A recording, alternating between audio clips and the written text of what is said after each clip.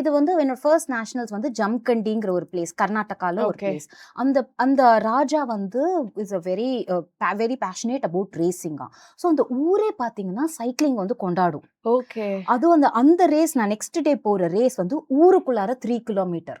So ஒரு 1000 2000 people இருக்காங்க அந்த ரூட்ல, இந்த சைடும் அந்த சைடும். எனக்கா இத்தனை ஷார்ட்ஸை போட்டு போறோம். நான் வந்து எல்லாரும் என் காலை தான் பார்க்குறாங்க. லைக் கம்ப்ளீட்லி வாஸ் கான் அந்த ரேஸ்.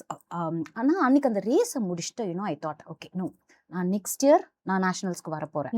அப்போ this is no other choice, நான் இந்த மாதிரி தான் போடணும். அப்போ this is something that I have to work. So I think I was put in a position where எனக்கு வந்து வேற ஆப்ஷனே இல்லைங்க. ஸோ அதனால ஆனால் என் மைண்டை வந்து ஓகே நீ இன்னும் 1 இயர் டைம் இருக்கு, நீ வந்து ஒரு அட்லீஸ்ட் ஒரு 5-6 மந்த்ஸ்லேருந்து முன்னாடியிலேருந்து நீ மாற்றிக்கணும் அப்படின்னு சொல்லி தென் ஃபர்ஸ்ட் டே ஒரு நாள் வந்து லோக்கல் ரேஸ்க்கு போட்டு போய் எல்லாம் எவ்ரிதிங் வாஸ் நார்மல். அது என்னோட மைண்ட் பேரியரை உடைச்சு பண்றது அப்படி இருந்தது. ஸோ இந்த மாதிரி சின்ன சின்ன விஷயங்களும் இல்லை, ஏன்னா ஸ்போர்ட்ஸே வந்து ஒரு புதுசு இல்லையா என்னோட லைஃப்ல. நிறைய விஷயங்கள் நான் கத்துக்க வேண்டியதா இருந்தது. நிறைய விஷயங்களை நான் வந்து like you know I should loose it, நான் இழக்கணும்.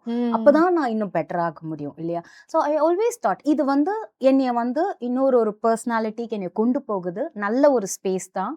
So I should work on it அப்படின்னு சொல்லிட்டு பண்ணியாச்சு.